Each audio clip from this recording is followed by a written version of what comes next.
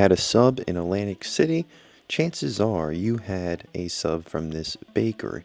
We're going to be looking at the history of Rando Bakery, a cornerstone of Atlantic City culinary landscape, and has been a baking good since 1909.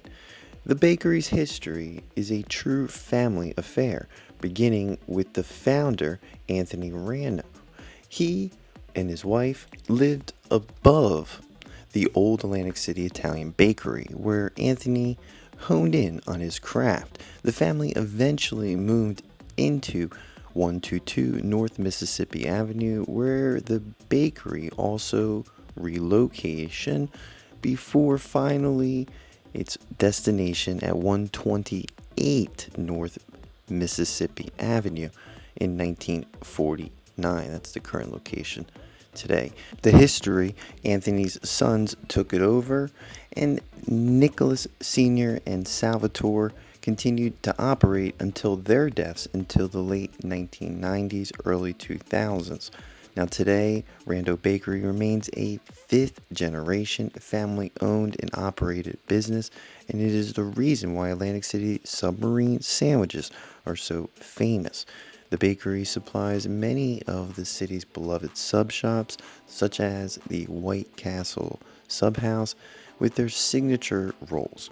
The bakery is also known for par baked bread, which allows customers, particularly out of state shops, to bake off the bread as they need to ensure peak freshness. I think that might be like a half-baked bread. Now, the story of Rando's Bakery is deeply entwined in the history of Atlantic City subs, culinary arts, and signature testament of assuring a family tradition through quality craftsmanship.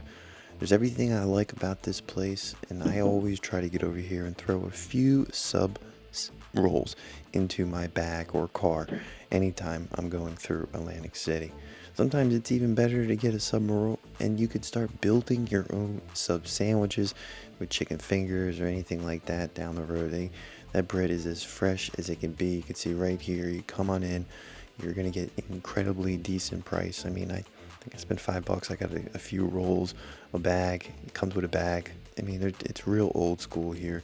So it's you can see right off the bat they have multiple different types of breads too. So I'm not going to go through the list of breads. Maybe we'll dedicate a video.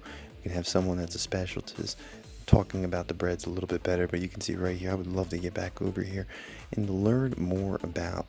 I think the oven I asked was about 50 years old, he said. So that probably lines up when they first moved into this location in 1949. So 50, 60, 70 years. Yep.